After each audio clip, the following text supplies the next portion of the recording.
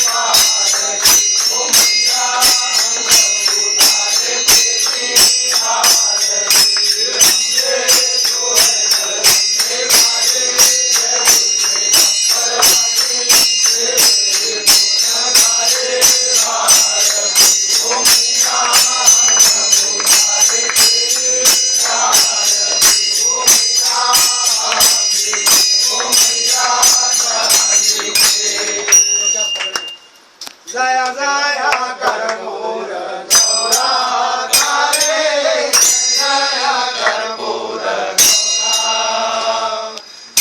माए जर्जे का नगरांबर लाल दिया शंभो जया कर मोर गौरा जया कर मोर गौरा रे जया कर मोर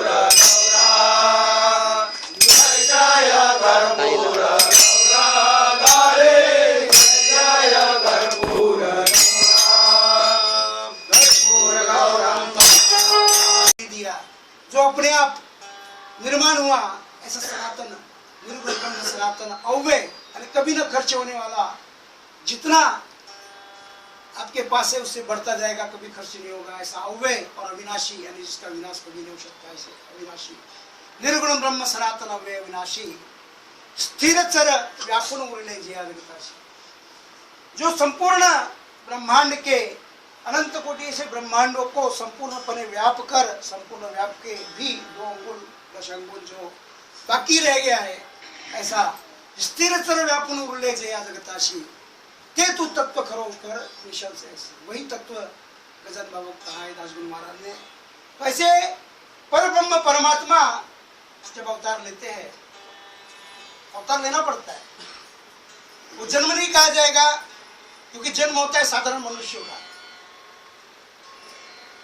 अपने माता पिता के पेट से जन्म लेता है बालक, और उसके बाद में गृहस्थ धर्म अपना कर, या कुछ लोग सन्यासी निकल जाते हैं, सन्यास धर्म अपना कर अंत में मरण को जो प्राप्त होता है वो साधारण मनुष्य है, परंतु ये परब्रह्म है। परब्रह्म क्या लेते हैं? अवतार लेते हैं, इनका प्रकट होता है, इनका जन्म नहीं होता है। तो ऐसे कभी न जन्मने वाले, कभी न मरने वाले ऐसे अविनाशी परब्रह्म सद्गुरु श्री गजानन बाबा सन 1878 में 23 फरवरी के दिन शेगांव में प्रथम उनके दर्शन हुए। वेंकटलाल अग्रवाल और दामोदर पंत कुलकर्णी ऐसे दो मित्र थे और इनको सर्वप्रथम बाबा के दर्शन हुए। बाबा को उन्होंने पहचाना। रामायण में एक दोहा है, बाबा को उन पहचानने की ताकत उनमें भी नहीं थी। सोई जानत जाहू देही जनाई करके रामायण में एक दोहा है कि भगवान ने उनको जन्मा दिया कि हम क्या है करके, भगवान ने उनको पहचान बताया। उनमें ताकत नहीं थी भगवान को पहचानने की, भगवान को कौन पहचान सकता है। बाबा झूठी पत्थरों पर से चावल के झूठे दाने उठाकर खा रहे थे। कई लोग आते जाते देखा बाबा में, लेकिन बाबा की तरफ सबकी निगाह पड़ी, लेकिन उन्होंने पहचाना नहीं, क्योंकि जो दृष्टि चाहिए वो दृष्टि साधारण लोगों में नहीं थी। उन्हें बाबा ने अपने द्वारा वेंकटलाल अग्रवाल को दृष्टि प्रदान की और उस दृष्टि से वेंकटलाल ने बाबा को देखा। देखते बड़ा उन्हें ऐसा लगा एकदम तेजस्वी चेहरा और आनंद लेते हुए, जैसे भोजन का सेवन भी कर रहे हैं झूठी पत्तल पे गए तो आनंद लेते हुए। कई भिखारी अपन देखते होंगे झूठी पत्तल पे खाना खाते हैं, उनके चेहरे में तेज है ना। और शांत मुद्रा, प्रसन्न मुद्रा में भोजन बाबा कैसे खा रहे थे, एक एक चावल का दाना उठाते थे और ऐसा देखते थे उसको, परब्रह्म, क्योंकि जानते कि परब्रह्म है ये। अन्न जो है अन्न परब्रह्म है। अन्न से क्या होता है? अन्न से हमारे शरीर में रक्त बनता है और रक्त से शुक्राणु निर्माण होते हैं, शुक्राणु से जगत की उत्पत्ति होती है। इसलिए परब्रह्म अन्न को परब्रह्म कहा गया है। तो बाबा उस परब्रह्म का दर्शन कर करके आनंदित होते थे और उसको मुख पर डालते थे। बाबा के लिए कोई चीज की आवश्यकता ही नहीं थी, क्योंकि बाबा साक्षात परब्रह्म है, उनके द्वारा सब निर्मित है। बाबा ने कोई भी वस्त्र परिधान नहीं किया। बाबा सदैव नग्न रहते हैं। क्यों? तो उन्हें कोई चीज की आवश्यकता ही नहीं है। जो साक्षात परब्रह्म है वो क्यों वस्त्र पहनेगा? उसे भोजन की भी आवश्यकता नहीं। तब वेंकटलाल अग्रवाल ने भोजन की पत्तल मंगवाई बाबा के लिए। बाबा से पूछा कि बाबा आपके लिए मैं भोजन मंगवाऊं क्या? बाबा ने मुस्कुरा कर देखा और कहा कि ठीक है, आपकी मर्जी। उन्होंने एक पत्तल में पूरा भोजन परोस के लाया। बाबा ने उस पूरे भोजन को, उसमें षड्रस का भोजन था, 6 प्रकार का भोजन। उसमें तिक्त था, कटु था, तीखा, कटु, नमकीन, मीठा और खट्टा और एक कसाई रस। ये 6 रस होते हैं। 6 रस को एक मिलाकर बाबा ने उसके बाद उसको शुरू किया। ऐसे परब्रह्म साक्षात हरि गजानन बाबा वैराग्य मूर्ति, बाबा के आराध्य। हम लोग बोलते हैं पांडुरंग थे, लेकिन बाबा के सही आराध्य है जो उनके सर पे विराजित है। और शेगांव में आप जाइए तो बाबा के जो आराध्य थे प्रभु राम जी, और वो भी वनवासी राम लक्ष्मण सीता जी की मूर्ति उनके मंदिर में विराजित है। तो बाबा के आराध्य राम थे। बाबा पूर्णपने वैराग्य मूर्ति थे, पूरा वैराग्य प्रभु राम जी से ही प्राप्त होता है। हम लोग आज भी जाए तो जहाँ जहाँ श्री राम जी के मंदिर है वहाँ पे वैराग्य की मूर्ति, वैराग्य हमको प्राप्त होता है। भगवान राम जी वैराग्य, भगवान राम के द्वारा धन किसी को आज तक के नहीं मिला। हम लोग रामायण उठा के पढ़ लें तो जिसने भी प्रभु राम जी से वैराग्य मांगा तुरंत मिला है। शरभंग ऋषि ने मांगा, शबरी ने मांगा, केवट ने मांगा, हनुमान जी ने मांगा, विभीषण जी ने मांगा। बिन मांगे विभीषण को राज दे दिया। क्यों? कि रावण का राज भी चलाना आवश्यक था, इसलिए राज दिया।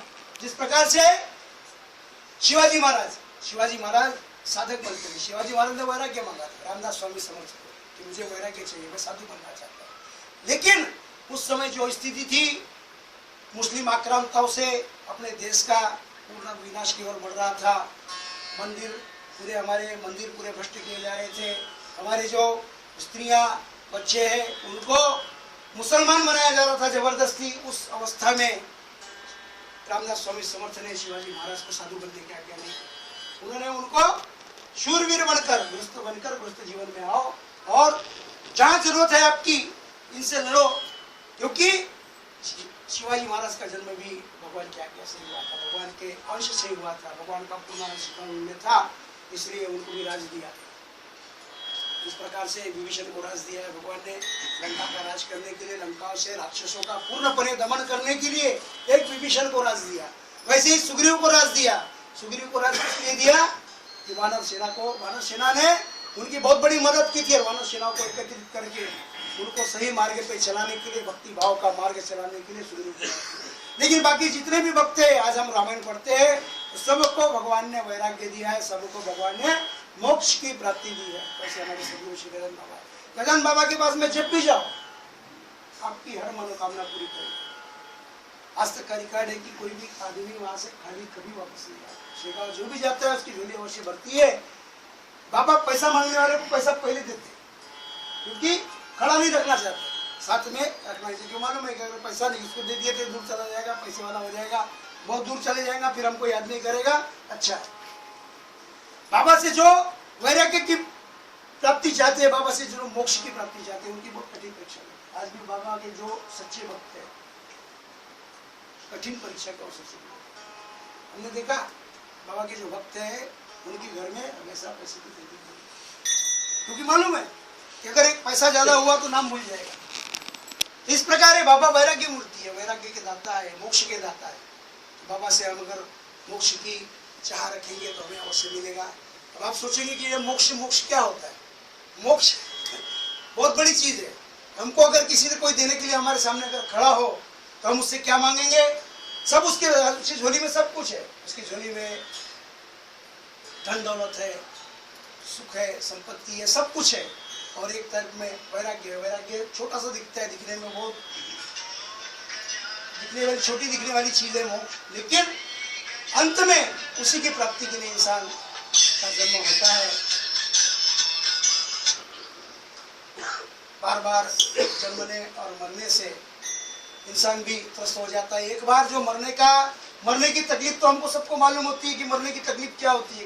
बड़ेपन में मरता है, क्योंकि जन्मने की तकलीफ जो होती है, जन्म के समय शिशु को कितनी तकलीफ होती है वो फक्त शिशु ही जानता है, उससे बड़ा ज्यादा कोई नहीं जान सकता। तो इस जो तकलीफ है, ये जो कष्ट है बार बार जन्म मरने का, तो उससे मुक्ति के लिए उसकी मुक्ति का उपाय मोक्ष है। इस सब से छुटकारा पाकर इंसान मुक्त होता है और मुक्त होकर उस प्रभु के दरबार में अपनी हाजिरी भरता है, उस प्रभु के दरबार में अपना निवास रखता है। ऐसे हमारे सदगुरु श्री गजानन बाबा है। तो आप सब लोगों से निवेदन है कि वर्ष में एक बार तो भी सदगुरु श्री गजानन बाबा के दर्शन के लिए आप सब लोग शेगांव जाइए। वर्ष में एक बार तो भी श्री गजानन चरित्र का आपने पारायण करना चाहिए। गजानन चरित्र के पारायण का अगर हम लोग नहीं जा पाते हैं बार बार बाबा के दर्शन को, तो घर में हमारे घर में गजानन बाबा के चरित्र का पारायण कर सकते हैं। पूरा पारायण नहीं कर सके तो एक अध्याय तो रोज पढ़िए। एक अध्याय रोज पढ़ने से बाबा से हमारी नजदीकी होती है। हमारी जो संकट होते हैं हमारे नित्य जीवन में, किसी प्रकार की आदि व्याधि होती है, भूत बाधा होती है, अला बला होती है, सब दूर होती है और हम लोग इस लौकिक जीवन को सुख से पूरा करते हुए अंत में हमें मोक्ष की प्राप्ति होती है। ऐसे हमारे सदगुरु गजानन बाबा है। सदगुरु इसी प्रकार का होना चाहिए कि जो मोक्ष की प्राप्ति करा दे। बाबा समाधिस्थ है, बाबा समाधिस्थ अवस्था में, परंतु अभी भी संजीवन है। अभी भी बाबा के दर्शन भक्तों को होते रहे। अगर हमने सच्चे दिल से बाबा से मांगा, सच्चे दिल से बाबा की प्रार्थना किया, सच्चे दिल से बाबा की पूजा की, तो बाबा हमारी मनोकामना को तुरंत पूरा करते हैं। ऐसे हमारे बाबा में सामर्थ्य है। आज का सत्संग यहीं पे हम समाप्त करेंगे। बाबा के अभंग